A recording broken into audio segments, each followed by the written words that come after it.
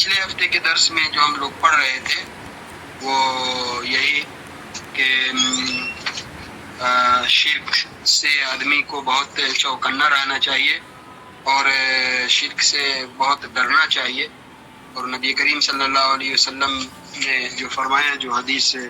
پہلے گزری ہے کہ آپ نے فرمایا کہ میں اپنی امت کے بارے میں سب سے زیادہ جس چیز کے بارے میں مجھے خوف ہے، خطرہ ہے، فکر مند ہوں، وہ یہ ہے کہ وہ شرک میں نہ پڑ جائے۔ تو ابھی دیکھیں، جو نبی صلی اللہ علیہ وسلم ہی کی امت جو ہے، اور حدیث میں جو بھی بتایا گیا کہ میری امت یہودی اور نصرانی کے تو 71-72 فرقے بنا لیے، لیکن میری امت سے باہر کی نہیں، میری امت کے 73 فرقے بنا لیے جائیں گے۔ تو دیکھیں امت کا کیا حال ہے، وہی تو ہم لوگ پڑھ رہے ہیں۔ بہرحال اس کو کچھ پچھلے اسی باب کا باقی ہے، اس کو تھوڑا پورا کرتے ہیں، پھر آگے جو چیز پڑھیں گے۔ اور کتاب تو میرے خیال سے سارے لوگوں کو PDF کی شکل میں دی گئی ہے نا۔ میں آخر میں ایسے جاننے کے لیے پوچھوں گا کہ مطلب ان میں سے ہیں کوئی لوگ جو ایک لیسن یا ایک جو چیپٹر ہے، جو کتاب ہے، ایسے اس کو پڑھتے بھی ہیں۔ کتاب تو اردو میں ہے، اب جو اردو جاننے والے لوگ ہیں وہی پڑھیں گے۔ ہندی میں ہے کہ نہیں، کوئی پڑھتا ہے یا نہیں پڑھتا ہے، تو نہیں پڑھتے ہیں تو پڑھنا بھی چاہیے اس کو۔ اور ہماری تو کوشش یہ ہے کہ جلدی جلدی، چونکہ زیادہ چیپٹر ہے تو اس پہ ایک نظر پڑ جائے، اس کو ہم پڑھ لیں، یہ چیز ہے۔ اور جیسا کہ آپ کو معلوم ہے کہ یہ 6ٹھی کتاب ایک سلسلہ وار ہم لوگ پڑھ رہے ہیں، اور یہ پورا جو سیریز ہے یہ توحید اور شرک کے بارے میں ہے۔ میں باتیں اس لیے بولتا ہوں کہ جو معلومات ہے وہ صرف کتاب کے پیج میں ہی نہیں رہے، یعنی اس کا جو خلاصہ ہے، جو اس کی سمری ہے، وہ شارٹ ذہن میں رہے، آسان رہے کہ ہاں صرف توحید اور شرک کے بارے میں ہم لوگ پڑھ رہے ہیں۔ ساری کتابیں وہی جو ہے اب تک اسی کے سلسلے میں ہے، اور خود یہ کتاب توحید بھی ہے۔ تو شیخ نے اس پہ توحید سے کے بارے میں جو دوسری بحثیں ہیں، ربوبیت ہے اور اس کی پوری تفصیلات ہے، اسی طرح سے اسماء و صفات اللہ تعالیٰ کے جو نام اور بہترین نام ہیں، صفاتی نام ہیں، جن کے جو اوصاف ہیں اس میں، تو اس پہ بات نہیں کی ہے، بلکہ شیخ نے اس پہ صرف جو عبادت، عبودیت، الوہیت، یعنی جو الہ سے متعلق ہے، اللہ تعالیٰ ہی معبود ہے، وہی معبود برحق ہے، تو عبادت اور عبودیت وہ صرف اللہ کے لیے مخصوص ہونا چاہیے، خالص ہونا چاہیے۔ صرف توحید کی ایک قسم پہ شیخ نے بات کی ہے، اور اس چیز کو ایک ایسا سمجھ سکتے ہیں کہ جیسے عام طور پہ لوگ بولتے ہیں کہ تزکیہ کرنا، تزکیہ نفس کرنا، یعنی اپنا جو پیوریفیکیشن کرنا، ریفائن کرنا خود کا، تو وہ ایمان سے ہی ہوتا ہے اور توحید سے ہی ہوتا ہے۔ اس میں ایک چیز یہ ہے کہ دل کو، اپنے ذہن کو اور صاف کرنا، اور جو چیز اس کے اندر بھرنا ہے، ڈالنا ہے، اس چیز سے بھرنا۔ تو جو توحید کے خلاف چیزیں ہیں، شرک، ان چیزوں سے خالی کرنا ہے، صاف کرنا ہے، اور اللہ کی جو الوہیت ہے، عبادت ہے، توحید ہے، اس سے اس کو بھرنا ہے۔ تو اسی لیے نبی صلی اللہ علیہ وسلم، یہ شیخ نے کتاب کا بھی نام ہی ویسا رکھا ہے، عربی میں جو پورا نام ہے کتاب التوحید الذی هو حق اللہ علی العبید، یعنی جو عملی، جو پریکٹیکل زندگی ہے لا الہ الا اللہ سے جو بنتی ہے، اس پہ شیخ نے یہ بات کی ہے۔ اور آگے والا جو چیپٹر ہے، لیسن ہے آج کا نیا، تو اس میں کچھ باتیں آئیں گی۔ تو پورے یعنی اور توحید میں اس میں ایک طرف سے انکار ہے، لا الہ میں انکار ہے پورا، اور پھر اس کے بعد الا اللہ میں اللہ تعالیٰ کو جو ہے اس کو ثابت کرنا ہے، اللہ کے لیے عبودیت کو اور بندگی کو اور الوہیت کو مخصوص کرنا ہے۔ تو یہ اسی سے صرف شیخ نے جو ہے پریکٹیکل بات کی۔ اور آپ پہلے بتایا کہ کتاب لکھنے کا جو ان کا طریقہ ہے وہ ایسا نہیں ہے کہ یہ ایک ایکیڈمک ورک ہے یا ایسے لوگ جو ایک کوئی سبجیکٹ لیا اور اس پہ ریسرچ کر رہے ہیں، بیٹھ کر کے لکھ رہے ہیں، ایسا نہیں ہے، بلکہ شیخ نے جو دعوتی، تربیتی، تعلیمی اور اصلاحی کام شروع کیا اور وہاں انہوں نے سماج، سوسائٹی اور معاشرے میں خرابیاں دیکھیں اور اس کی اصلاح کرنے کے لیے ان کو جس موضوع پہ کام کرنے کی ضرورت پیش آئی اس کے لیے انہوں نے یہ کتاب لکھی ہے۔ عملی زندگی، دعوتی میدان میں کام کرتے ہوئے انہوں نے یہ کتاب لکھی ہے، صرف ایک رائٹنگ، تصنیف اور تالیف کے لیے یہ کتاب نہیں لکھی ہے۔ اور جو اصلاح کا طریقہ اپنایا وہ نبیوں اور رسولوں کا طریقہ جو ہے بالکل اپنایا۔ اور آج بہت ساری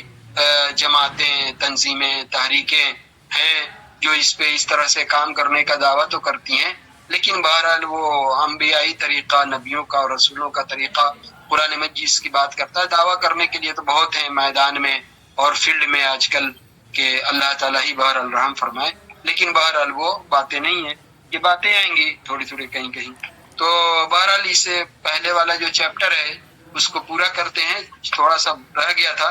تو اس میں ایک ابن مسعود رضی اللہ تعالیٰ عنہ سے روایت ہے کہ رسول اللہ صلی اللہ علیہ وسلم نے فرمایا کہ جو شخص بھی یعنی مسلمان مر جائے اور وہ اللہ کا شریک کو بھی کسی کو بنا کر کے اس کو پکارتا ہو، اسے دعا مانگتا ہو، اس کے لیے نذرانے پیش کرتا ہو، جیسے یہ درس کے شروع ہی میں پوچھا انہوں نے، تو جو درگاہوں پہ یہ سب جو کرنا ہے، بار بار یہ باتیں آ رہی ہیں تو آپ سمجھتے ہیں یعنی بالکل اللہ کے پیرلل، ایک موازی، اللہ کے مقابلے میں جو اللہ ہی کے لیے صرف کرنا ہے، وہ اللہ کو چھوڑ کے غیر اللہ دوسرے کے لیے کیا جانا اور اس کو اس میں شریک اور ساجی ٹھہرانا، یہ تو بالکل پیرلل اللہ کے لیے کرنا ہے۔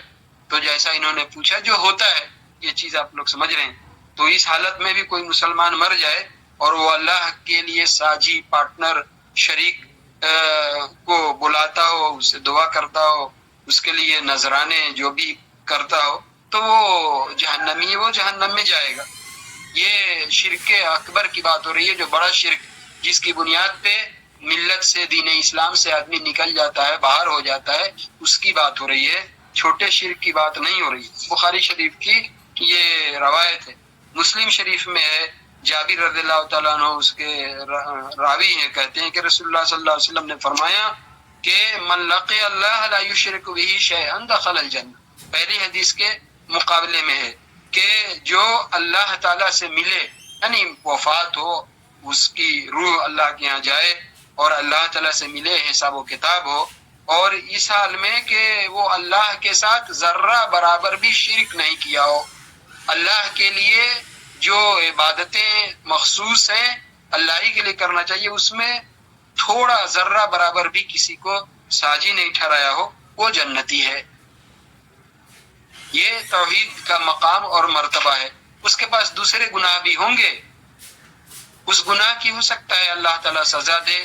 کچھ دن کے لیے، پھر اس کے بعد جنت میں داخل کر دے، یا پھر اللہ تعالیٰ کی اپنی مشیت ہے، مرضی ہے، اللہ تعالیٰ جو ہے وہ اس کے اعمال برے اور اچھے وہ سب جو ہے وہ جب تولے جائیں گے تو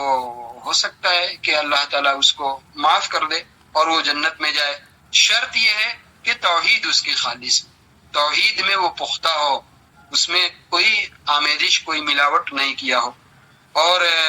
یہاں پہ بھی وہی ہے، اور جو اللہ تعالیٰ سے ملے اور اس نے شرک کیا ہو تو وہ جہنمی ہے، دخل النار، وہ جہنم میں جائے گا۔ وہی بڑے شرک کی بات ہے جس کی بنیاد پہ آدمی ملت سے نکل جاتا ہے۔ تو یہ جو چیپٹر جس کو پچھلے ہفتے شروع کیا تھا وہ یہی ہے کہ نبی صلی اللہ علیہ وسلم نے اپنی امت کو آگاہ کیا اور فکر مند رہتے تھے کہ شرک میں نہ پڑ جائے، اور بہت ساری باتیں ابراہیم علیہ السلام کے تعلق سے بھی آئیں، اور یعقوب علیہ السلام کے اپنے نسل کو، اپنی اولاد کو بلا کر کے وصیت کرتے تھے کہ میرے بعد کس کی عبادت کرو گے، تو کہا کہ آپ کا جو معبود ہے، آپ کا جو الہ ہے، جس کی آپ عبادت کرتے ہیں اسی کی عبادت کریں گے۔ تو یہاں پہ ابھی آپ لوگوں کو توحید جو ہے کیا ہے وہ معلوم ہوا، توحید کی وہ کچھ یعنی خاص باتیں جو توحید کی اہمیت ہے اور اس کی قدر و قیمت ہے، اس کی جو ویلو ہے، بڑی اس پہ بات ہو گئی، اور پھر اس کے بعد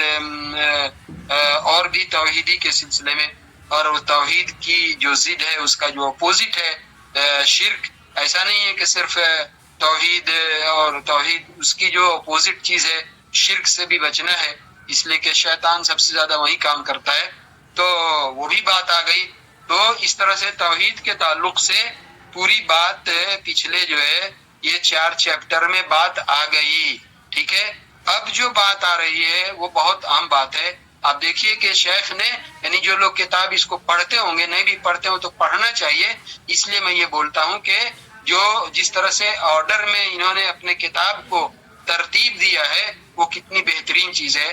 آپ ذہن میں رکھیے کہ پہلے جو ہم نے پہلے پڑھا تھا 3 اصول اور اس کے دلائل وغیرہ کے بارے میں، اور شیخ نے جو اس کے لیے سورہ عصر کو جو پیش کیا کہ تمام انسان جو ہے لاس میں ہے، گھاٹے میں ہے، صرف ایسے لوگ بچیں گے جن کے اندر ایمان ہے اور صالح عمل ہے، اور جو لوگ ایمان اور عمل صالح کی دوسرے کو دعوت دیتے ہیں اور اس راستے میں جو مشکل ہے، پریشانی ہے، تکلیف ہے، تو اس پہ صبر کرتے ہیں۔ ان الانسان لفی خسر والعصر ان الانسان لفی خسر الا الذین آمنوا، 1، وعملوا الصالحات 2، وتواصوا بالحق وتواصوا بالصبر۔ تو مطلب یہ ہے کہ ایمان اور عمل صالح، ہم نے اپنی توحید کو پڑھ لیا، سمجھ لیا، بہت پختہ ہو گئے، شرک کو بھی سمجھ لیا، اب اپنی زندگی اپنی فکر کرنا ہے، ایسا نہیں ہے۔ یہ چیپٹر میں وہی بات ہو رہی ہے، شیخ جو ذمہ داری کو یاد دلا رہے ہیں، اور تمام کتابوں میں ان کی وہی ہے، جو انہوں نے جس چیز کے لیے کتاب لکھی اور لوگوں کو بلایا، تو اپنے طلبہ کو بھی اسی چیز کے لیے وہ رغبت دلاتے ہیں، اس کے ان کو یعنی اکساتے ہیں، ان کے اندر جذبہ پیدا کرتے ہیں کہ نہیں، یہ تم کو بھی یہ کام کرنا ہے۔ تو اس میں یہی بات جو ہے اب آگے یہی بات بتائی جا رہی ہے۔ اس چیپٹر میں لیسن میں کیا ہے کہ لا الہ الا اللہ کی کی طرف لوگوں کو بلانا، لوگوں کو دعوت دینا ہے، ٹھیک ہے۔ پڑھ لیا، سمجھ لیا، اور خود جو بھی ہے عمل کر رہے ہیں، نہیں، بلکہ اب اس کو جب پڑھ لیا ہے، سمجھ لیا ہے شرک ہے کیا ہے، تو اس کی طرف لوگوں کو بلانا ہے، دعوت دینا ہے، اور یہی انبیائی طریقہ ہے، نبیوں اور رسولوں کا یہی طریقہ ہے۔ اس لیسن میں یہی بات کی شیخ نے، اور پچھلے جو رسالے وغیرہ میں ہے جہاں پہ کہیں ایک بات ہے، اور مختصر طور پہ جو شارٹ ہے، اور جس کی تفصیل ڈیٹیل میں یہ چیزیں سب آ رہی ہیں کہ جب قبر میں جو سوال ہوگا، تو دیکھیے دین اسلام کے کا یعنی جو اس کا خلاصہ نچوڑ بنتا ہے وہی چیز ہے۔ ایک یہ ہے کہ تم دنیا سے آئے ہو تو من رب کا، تمہارا رب کیا ہے، تو صرف ایسا نہیں ہے کہ اس کو یاد دلانا، رب کو جان کر کے، پہچان کر کے، اور اس کے مطابق اپنی زندگی گزاری ہوگی، تو پورے اس کے اندر رب سے مطلب توحید، ایمان، عقیدے، ساری باتیں ہی اس میں آئیں گی۔ شرک سے بچ کر کے اس کی طرف دعوت دے کر کے آئے، یہ ہے تمہارا رسول کون ہے، من رسول کا رسول کون ہے۔ پھر اس کے بعد دیکھیے یعنی دوسری جو لا الہ الا اللہ وہ محمد رسول اللہ، تو رسول کی رسالت کی گواہی دینا ہے، وہ بات آ گئی۔ اور تیسری چیز، تم جو دنیا میں تھے تو تم کس دین کو اپنائے تھے، وہ ما دینوں کا، یہی ہے اسلام کا خلاصہ، یہی ہے، 3 لفظ میں اس کا نچوڑ بتایا گیا ہے، جس کی تفصیل ہم قرآن اور حدیث میں سنتے ہیں۔ تو شیخ نے جو ہے توحید اور شرک کے بارے میں بتا کر کے اب بتا رہے ہیں کہ اپنے تک اس کو جو ہے سمیٹ کر کے، سینت کر کے نہیں رکھو، اب لوگوں کو، اور یہ میں یہ بات بولوں گا، یہ بولنا چاہوں گا سب سے، اور جب ہم لوگ جہاں کام کرتے ہیں وہاں بھی لوگوں کو بولتے ہیں، اور ایک پریکٹیکل چیز ہے، آپ لوگوں کو بھی میں یہ بات بول رہا ہوں، لوگوں کو بولنا چاہیے، صرف پڑھ لینا اور خود عمل کر لینا، اللہ اس کی توفیق دے سب کو، اس سے زیادہ یعنی ایفیکٹو ہے، اچھا ہے، اور آدمی کے اندر اور شوق پیدا ہوگا پڑھنے کا، کہ جو پڑھ رہے ہیں اسے دوسرے کو بتانا ہے، یعنی ہر آدمی کو اپنی اپنی جگہ پہ داعی بننا ہے۔ نبی کریم صلی اللہ علیہ وسلم کا خاص پیغام، جو مسلمان ہوتے تھے لوگ، اللہ کے رسول بنیادی باتیں بتا دیتے تھے اور کہتے تھے کہ اب تمہارا کام ہے، تم اپنی قوم کی طرف جاؤ، اب جا کر کے ان کو دعوت دو۔ اس طرح سے دین اسلام بہت تیزی سے پھیلا، کیونکہ جو لوگ بھی وہاں سے پڑھ کر کے نکلے تو ان کو شوق ہوا کہ ہمیں زیادہ سے زیادہ سیکھنا ہے، فکر ہوگی، مطلب ایک آدمی جب کوئی چیز خود پڑھتا ہے، اس کو آگے پڑھانا نہیں ہو تو فکر، چلو آدھا کچا جو بھی کچھ سمجھ لیا، لیکن اسی آدمی کو یہ کہیے کہ نہیں، یہ چیپٹر آپ کو پڑھانا بھی ہے، اس کی پوری اپنی انرجی، طاقت لگا دے گا کہ ہم کیسے اس کو سمجھیں، اس لیے کہ ہم اب ذمہ داری ہو گئی، ہمیں جا کر کے دوسرے کے سامنے کھڑا ہونا ہے اور بتانا ہے، ٹھیک ہے؟ اس لحاظ سے جب پڑھیں گے کہ ہم یہ پڑھ رہے ہیں، ہمیں لوگوں سے کہیں موقع دیکھا اس پہ بات کرنے لگے کہ توحید کے بارے میں آپ کیا جانتے ہیں، آپ کا کیا کنسپٹ ہے، کس طرح سے اس کو سمجھتے ہیں، کلمے کا کیا مطلب ہے، کیوں اس طرح سے یہ ہے اتنا شارٹ لا الہ الا اللہ، اس کا کیا مطلب ہے، کتنے 10-12 لوگوں کے اس کے معنی مطلب لوگوں نے بیان کیا ہے۔ تو یہ مطلب آدمی کو دعوتی ذہن رکھنا ہے، داعی بننا ہے اور اس کو بتانا ہے۔ اس دعوت کے نام پہ اور تبلیغ کے نام پہ جو لوگوں میں سماج میں چیزیں ہیں وہ صحیح چیزیں سامنے نہیں آ رہی ہیں، اس لیے تو دیکھ رہے ہیں کتنے مسائل ہو رہے ہیں۔ تو بہرحال یہ جو چیپٹر ہے، یہ جو لیسن ہے، اسی بارے میں ہے کہ لا الہ الا اللہ کا جو معنی ہے، جو مطلب ہے، اس کا جو میسج ہے، جو پیغام ہے، اس کی طرف لوگوں کو بلانا ہے، لوگوں کو دعوت دینا ہے۔ ابھی جو ہمارے لوگ ہیں اس کا مطلب نہیں سمجھتے، کتنے لوگ اس کو صحیح طریقے سے نہیں پڑھ سکتے، کتنے لوگ اس کا صحیح معنی نہیں سمجھ جانتے، تو آپ کو اس کا صحیح معنی بتانا ہے۔ لا الہ الا اللہ کا صحیح مطلب کیا ہے؟ لا معبود بحق الا اللہ، اللہ تعالیٰ کو چھوڑ کر کے دوسرا کوئی بھی برحق معبود نہیں ہے، سچا معبود نہیں ہے۔ لوگوں نے، دنیا نے بہت سارے معبود اپنے بنا لیے ہیں جن کی وہ عبادت کر رہے ہیں اپنے اپنے طریقے سے، یا تو اس میں اللہ تعالیٰ کو جو ہے معبود برحق ماننا ہے۔ اور اس کا کیا مطلب ہے اپنے مسلم سماج میں جہاں ہم رہتے ہیں ان لوگوں کو یہ مطلب بتانا چاہیے۔ تو یہ اسی لیے اب شیخ یہاں سے وہ یہ بتا رہے ہیں کہ نہیں، اب اس کی دعوت دو، لوگوں کو یہ بتاؤ۔ پہلی آیت شیخ نے ذکر کیا ہے قل هذه سبیلی ادعو الی اللہ علی بصیرۃ انا ومن اتبعنی۔ اللہ کے رسول صلی اللہ علیہ وسلم تمام نبیوں اور رسولوں کو جس مقصد کے لیے بھیجا گیا تھا، لایا گیا تھا دنیا میں، نبی صلی اللہ علیہ وسلم کو اسی مقصد کے لیے لایا گیا۔ آپ سے کہا گیا کہ آپ کی مخالفت ہو رہی ہے، آپ سے دشمنی کی جا رہی ہے، آپ کو جھٹلایا جا رہا ہے، آپ کو اذیت پہنچانے کی کوشش کی جا رہی ہے، آپ کو تکلیف پہنچانے کی کوشش کی جا رہی ہے۔ ان سب کے باوجود بھی، اس لیے کہ آپ سے جو ان کی دشمنی ہے یہ دینی دشمنی ہے، لیکن آپ کو اس سے دستبردہ پیچھے نہیں ہٹنا ہے، اس کو چھوڑنا نہیں ہے، اس پہ سمجھوتا بھی نہیں کرنا ہے۔ آپ کہہ دیجئے ہادی سبیلی، یہی تو میرا راستہ ہے، یہی میری زندگی ہے، یہی میرا طریقہ ہے، اسی کے لیے مجھے بھیجا گیا ہے۔ ادعو الی اللہ علی بصیرہ، میں لوگوں کو بلا رہا ہوں، میرا کام ہے لوگوں کو بلانا، لیکن بلانے کے لیے وہ بصیرت کے ساتھ۔ بصیرت کیا ہے؟ واضح دلیل ہے، اس پہ ہمیں یقین ہے، اس کی صحیح ہمیں سمجھداری ہے، اس کی سمجھ ہے، دلیل واضح پختہ دلیل کے ساتھ، جو کتاب و سنت کی روشنی میں وہ دلیل ہے، اس کے ساتھ۔ ایسا نہیں ہے بغیر علم کے بھی یہ کام نہیں کرنا ہے، اور جتنا علم ہے اتنا ہی بات کرنا ہے۔ علم نہیں ہے پوچھ دیا تو اس میں عیب کی بات نہیں ہے، بولنا چاہیے کہ مجھے یہ نہیں معلوم ہے، کسی اور کی طرف رہنمائی کر دے کہ ان سے پوچھ لیں، یا میں پوچھ کر کے معلوم کر کے آپ کو بتاؤں گا۔ اس کو اپنا کوئی ایگو کا مسئلہ بنا کر کے کہ نہیں کچھ تو بولنا ہے، نہیں، یہ اللہ کے اوپر بغیر علم کے بولنا اللہ تعالیٰ کو سخت جو ہے ناگوار ہے، یہ ناپسندیدہ بات ہے۔ امام مالک رحمۃ اللہ علیہ کی مجلس میں کہیں بہت دور دراز سے نام شہرہ سنا تھا کہ ان کو جو ہے مدینے کا امام مانا جاتا ہے، تو چلیں ذرا جا کر کے، میرے خیال سے تقریباً 40 سوال پوچھے گئے، امام مالک جو ہے کہتے رہے کہ لا ادری لا ادری لا، مجھے معلوم نہیں ہے۔ کہا کہ اتنی شہرت سنی تھی اور یہاں آ رہے ہیں تو پوچھ رہے ہیں کہ مجھے معلوم نہیں ہے، مجھے معلوم نہیں ہے۔ تو کہا یہ تو عجیب بات ہے۔ کہا کہ جاؤ، تم کو جو بھی راستے میں پیچھے ملے سب کو بتاتے ہوئے جانا کہ یہ جن کی اتنی شہرت کی بات کرتے ہیں آپ لوگ، ان کو تو کچھ معلوم ہی نہیں ہے۔ مطلب بھی اس میں یہ ہے کہ علم نہیں ہو جس بات کا، اس کو بحث نہیں کرنا ہے، اس پہ پڑھنا نہیں ہے، علم کی بنیاد پہ بات کرنا ہے، سیکھ کر کے لوگوں سے۔ تو یہ دین اسلام ایسا ہے۔ تو کہا کہ یہ دلیل کی روشنی میں بلانا ہے، اور یہ میرا بھی کام ہے، اور جو میری امتی ہے، جو میرے اوپر ایمان لائے، من اتبعنی، جو میرے اوپر ایمان لائے، میرے راستے پہ ہیں، ان کا بھی یہی کام ہے۔ تو یہ نبیوں کا اور رسولوں کا اور رسول اللہ صلی اللہ علیہ وسلم پہ جو ہم ایمان لائے ہیں، تو اس ایمان کا ایک بہت بڑا تقاضا یہ ہے کہ نبی صلی اللہ علیہ وسلم جس دین کو آپ نے دنیا کو پھیلایا، اور ان سے محبت کا ایک اولین تقاضا یہ ہے کہ وہ دین دنیا کو بتایا جائے، لوگوں کو بتایا جائے، اپنے بیگانے سب اس کے ہیں، بتانے کا میٹھا اچھا انداز ہو، اس کو بتائیے، تو یہ اس کی طرف جو ہے یہ بلایا جائے۔ بہرحال یہ اس آیت میں یہ چیز ہے، اس کی تفسیر وغیرہ میں بہت ساری چیزیں ہیں، آپ لوگوں کو پڑھنا چاہیے تفسیر، اور اتنی تفصیل میں ہم نہیں جاتے ہیں اس لیے کہ کتاب بھی بڑی ہے اور جلدی اس کی بنیادی چیزوں پہ ایک نظر پڑنا چاہیے۔ دوسری جو ہے اب اس کے آیت ہے اور اسی کے مطلب کو اور واضح کرنے کے لیے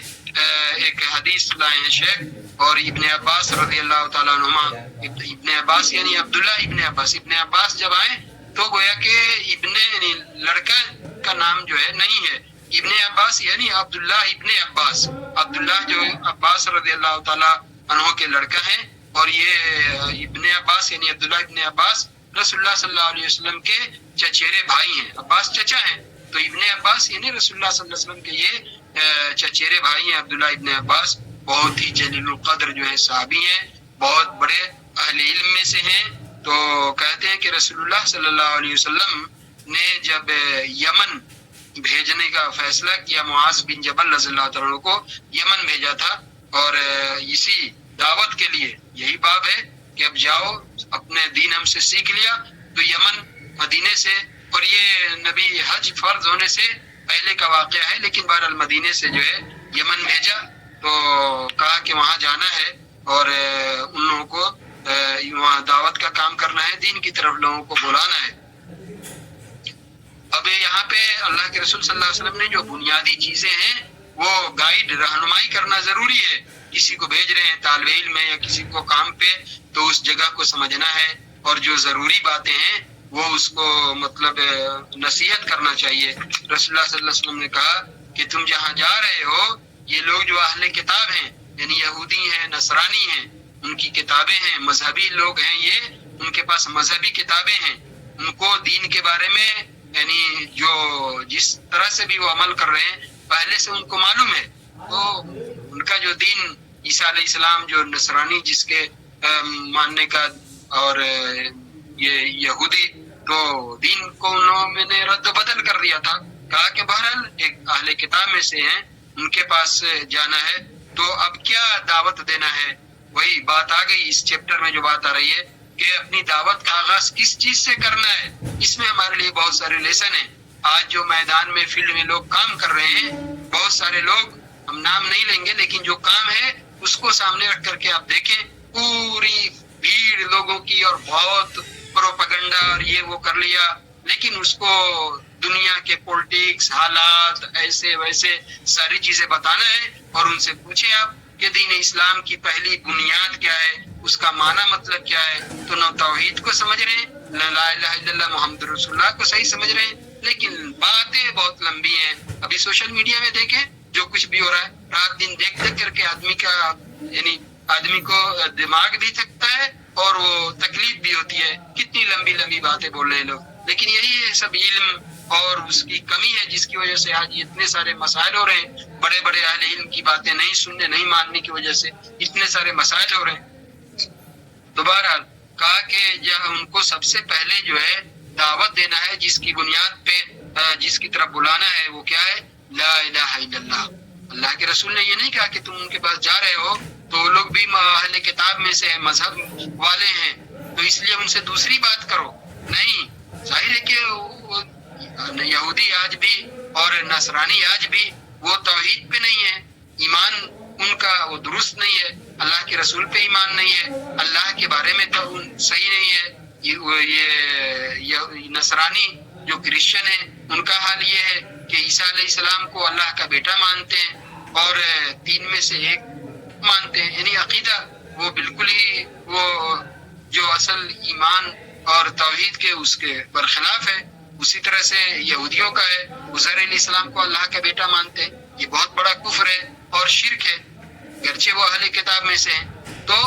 کہا کہ ان کو جا کر کے سب سے پہلے جو دعوت دینا ہے وہ لا الہ الا اللہ کی دعوت دینا ہے، شروع کرنا ہے اسی چیز سے، یہ بات ان کو سمجھ میں آنا چاہیے۔ تو لا الہ الا اللہ سے اپنے کام کا جو ہے آغاز کریں۔ اور ایک دوسری روایت میں ہے کہ ان کو اس کی طرف توحید کی طرف بلائیں، اللہ کی توحید کی طرف بلائیں۔ اللہ کی توحید کا مطلب اللہ تعالیٰ کی خالص عبادت کرنا، لا الہ الا اللہ میں وہی ہے، تو اللہ تعالیٰ کی جو ہے خالص عبادت کریں، یہ توحید ہے، اس کی طرف بلائیں۔ اس میں جب اللہ کے رسول صلی اللہ علیہ وسلم کو مکے میں 13 سال تک آپ نے اور دوسرے کوئی کام نہیں کیے، صرف لوگوں کو اس توحید کی طرف لا الہ الا اللہ کی طرف بلایا ہے، اس کا مطلب، اس کا کانسیپٹ وہ سمجھاتے رہے۔ پھر اس کے بعد مدینہ گئے ہیں تو یہ روزہ فرض ہو رہا ہے، تو زکوٰۃ فرض ہو رہی ہے، تو حج فرض ہو رہا ہے، اللہ کی طرف سے شریعت مل رہی ہے، لیکن مکے میں آپ نے پورا یہی کام کیا۔ آج مسلمانوں میں جہاں آپ 1 سے 2 خطبہ اگر ایک خطبے میں بات نہیں پوری، دوسرا خطبہ آپ توحید پہ، ایمان پہ شروع کر دیں، 3-4 اور لوگ میں دیکھیں پروپیگنڈا شروع کریں گے۔ ان لوگوں کو اور کچھ نہیں ہے، صرف توحید توحید کے حق لگائے رکھتے ہیں۔ آپ کو بتایا تھا پہلے کہ یہ شیخ جن کی کتاب ہے، انہوں نے اپنے شاگردوں سے 2 واقعہ سنایا کہ ہم نے دیکھا کہ کچھ لوگ جو ہے وہ شراب پی رہے ہیں اور وہ غلط غیر اخلاقی کام کر رہے ہیں، تو لڑکوں کو بہت خراب لگا کہ ایسا بھی ہوتا ہے۔ اور جب کہا کہ ایک آدمی کو دیکھا وہ کہیں آستانے پہ کسی دوسرے کے اس پہ وہ جانور ذبح کر رہا ہے، تو ایک عام بات ہے۔ آج سماج میں شرک ہو رہا ہے، وہ عام بات ہے، توحید کے خلاف ہے، وہ عام بات ہے، لیکن کوئی شراب پی لے، وہ دیکھو وہ اس کے لیے یقیناً وہ گناہ کبیرہ ہے، اس میں کوئی، لیکن شراب پینے میں اور شرک کرنے میں زمین آسمان کا فرق ہے۔ اس کو کوئی جرم ہلکا نہیں کرنا ہے، لیکن شراب پینے کی وجہ سے دین اسلام سے نہیں نکل جائے گا، اس کو کافر نہیں کہہ سکتے ہیں، ٹھیک ہے، لیکن کوئی شرک کر رہا ہے تو 1 سیکنڈ کی دیری کے بغیر وہ دین اسلام سے نکل گیا۔ یہی باتیں تو پہلے سے آپ سنتے آ رہے ہیں، جو پورے یہ دوبارہ یہ جو ہے توحید اور عقیدے اور ایمان کی اصلاح پہ یہ کام کرنا ہے۔ اب سماج میں کیا کر کے اچھے جو اپنے آپ کو، ان کو فخر ہے کہ ہم تو فلاں گروہ سے ہیں اور ایسا ہیں، آپ جا کر کے پوچھے توحید کے بارے میں، ایمان کے بارے میں، اللہ کے بارے میں بنیادی باتیں، اللہ کہاں ہے، اللہ کیا ہے، یہ سب چیزیں تو پتہ چل جائے گا، سمجھ میں آ جائے گا۔ تو بہرحال کہنے کا مطلب یہ ہے کہ ان کو جب بھیجا، کہا کہ توحید کی طرف، اللہ کی توحید کی دعوت لوگوں کو دینا ہے، اور جب اس میں اس کو مان لیا، یہ سمجھ لیا اس راستے کو اچھی طرح سے، تو پھر اس کے بعد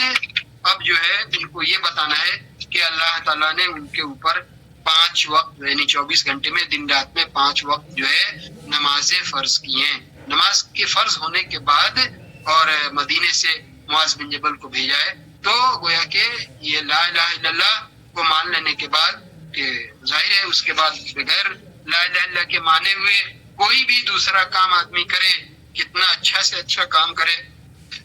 اس بھی عقیدہ نہیں ہے لا الہ الا اللہ پہ اور ایمان نہیں ہے، تو اللہ کے ہاں جو ہے وہ کسی قیمت اور کسی کام کی وہ عبادت نہیں ہے۔ کہا کہ جب اس کو مان لیں تب ان کو بتانا ہے کہ دن رات میں 24 گھنٹے میں 5 وقت کی جو ہے نمازیں فرض ہیں، تو لا الہ الا اللہ کے بعد وہ نماز ہے، اس کو پڑھنا ہے۔ کہا کہ جب اس کو مان لیں تو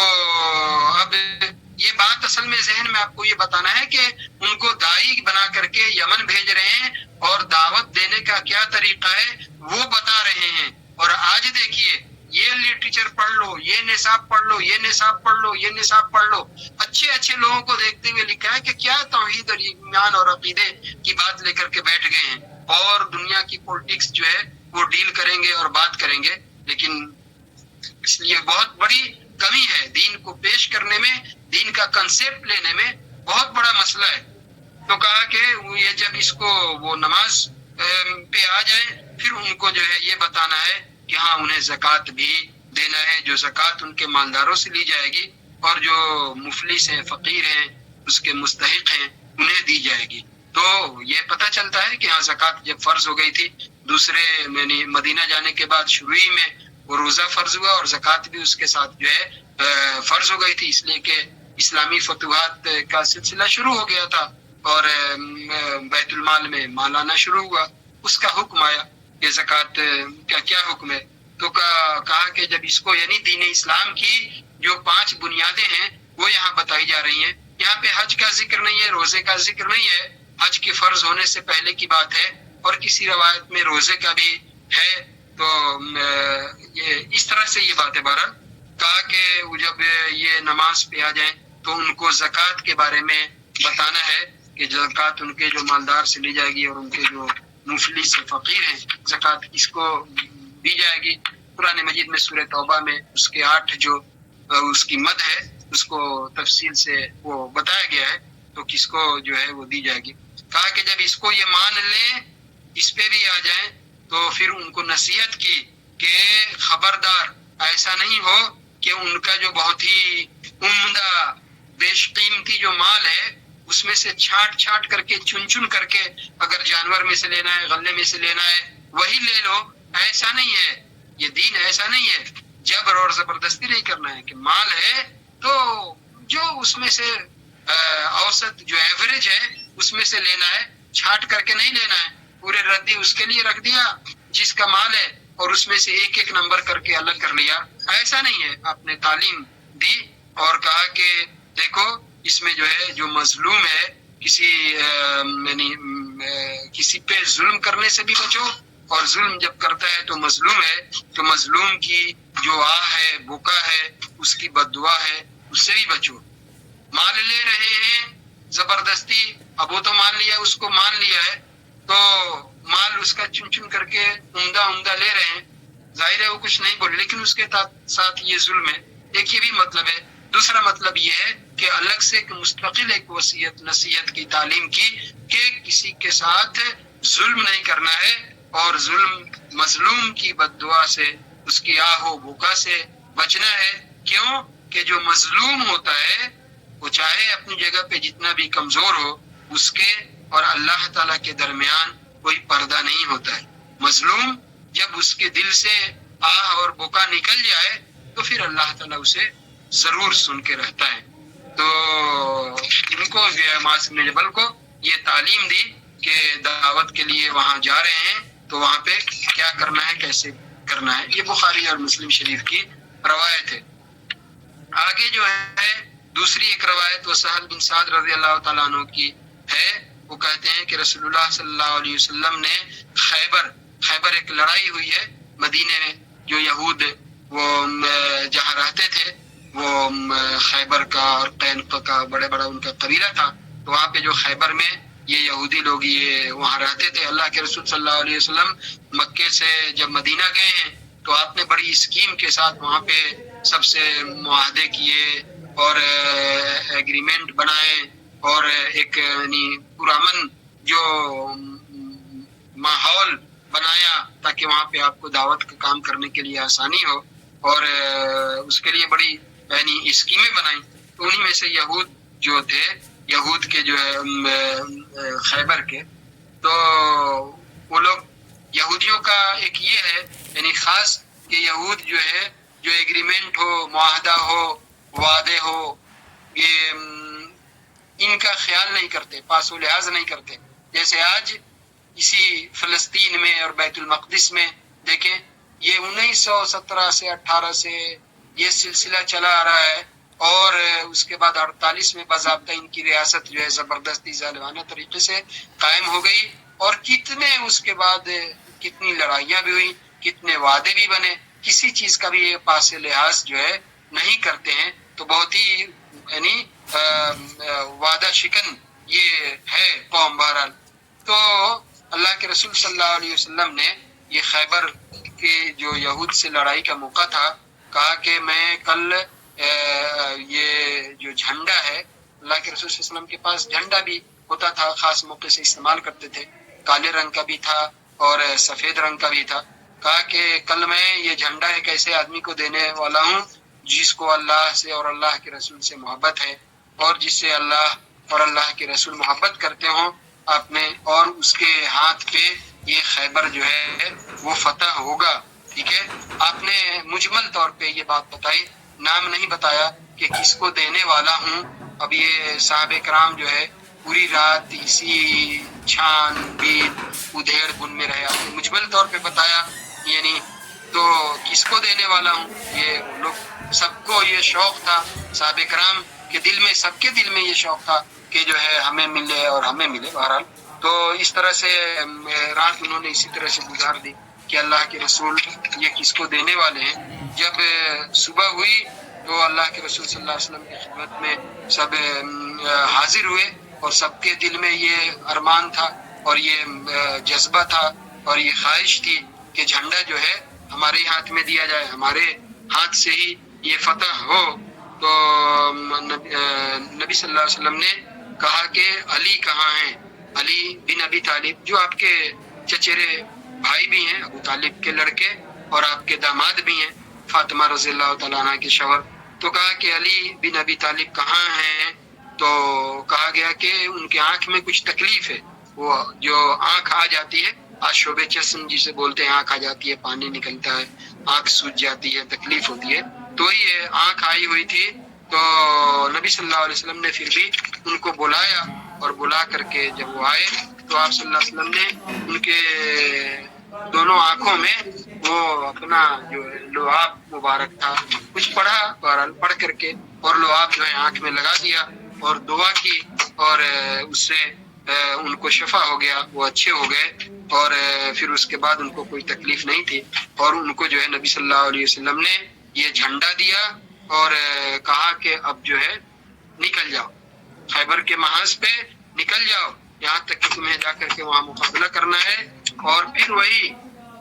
جو بات اصل یہ پوری حدیث کو بیان کرنے کا مقصد تھا، وہ کہا کہ یہ جنگ شروع ہونے سے پہلے اسلام میں جو جنگ ہے، دنیا کی ہر تہذیب میں، ہر دستور میں، ہر ملک میں، ہر قانون میں جنگ ہے، یہ کہیں بھی کوئی اس کو، لیکن اسلام میں جو جنگ ہے وہ بہت پرامن ہے، بہت ہی مہذب ہے، اس کے بڑے اصول ہیں، بڑے سے بڑے اچھے اصول ہیں۔ تو کہا کہ ان کو سب سے پہلے لڑائی شروع ہونے سے پہلے ان کو اسلام کی طرف بلانا ہے۔ یہ جو خیبر میں یہود ہیں، ان کو اسلام کی طرف جو ہے بلانا ہے، دعوت دینا ہے لا الہ الا اللہ کی، اور ان کو بتانا ہے کہ اللہ کا جو ہے ان کے اوپر کیا حق ہے، اللہ نے ان کو سمجھانا ہے، اللہ نے پیدا کیا ہے، تم صاحب کتاب قوم ہو، تمہارے جس نبی پہ ایمان رکھنے کا دعویٰ کرتے ہو وہ بھی وہی دعوت لے کر کے آئے جو محمد صلی اللہ علیہ وسلم لے کر کے آئے ہیں۔ یہ ساری باتیں ان کو یعنی بتانا ہے، وہی توحید کی دعوت ان کو دینا ہے۔ اور اس وقت نبی صلی اللہ علیہ وسلم نے علی رضی اللہ عنہ کو ایک بڑی بات کہی جو عام طور پہ کہی جاتی ہے، یعنی ان کو بہت ابھارنے کے لیے، شوق جذبہ پیدا کرنے کے لیے کہا کہ علی یہ سن لو، لَأَن يَهْدِيَ اللَّهُ بِكَ رَجُلًا وَاحِدًا خَيْرٌ لَكَ مِنْ حُمُرِ النَّعَمِ، کہ اگر ایک آدمی بھی تمہارے ہاتھ سے کلمہ گو ہو جائے، توحید کے راستے پہ آ جائے، تو تمہارے لیے سرخ اونٹوں سے بہتر ہے، تمہارے لیے یہ سرخ اونٹوں سے بہتر ہے۔ عرب میں سرخ اونٹ پہلے بھی آج بھی بڑی قیمتی ہے، بہت بیش قیمتی ہے۔ کہا کہ ایک آدمی بھی اگر ان میں سے یہ تمہارے دعوت کے ذریعے اسلام پہ توحید پہ آ جائے تو سرخ اونٹ سے بہتر ہے، بڑی بیش قیمتی اونٹ ہے۔ مطلب یہ ہے کہ دنیا اور دنیا کی ہر دولت سے بہتر ہے، اس کو مثال دینے کے لیے کہا جاتا تھا کہ ہاں یہ سرخ اونٹ سے بہتر ہے، کو کہا کہ ان کو پہلے جو ہے اس کی طرف دعوت دینا ہے، اس کے بعد جو ہے یہ بات ہوگی۔ اور اسی پہ اس چیپٹر کو شیخ نے ختم کیا ہے۔ مقصد یہ تھا کہ کوئی بھی موقع ہو وہاں پہ یہ لا الہ الا اللہ سے اپنی دعوت کا آغاز کرنا ہے۔ خیبر کا موقع ہے، علی رضی اللہ تعالیٰ عنہ کو منتخب کرتے ہیں، بھیجتے ہیں اور کہتے ہیں کہ لڑائی شروع ہونے سے پہلے ان کو پہلے اس توحید کی طرف بلانا ہے۔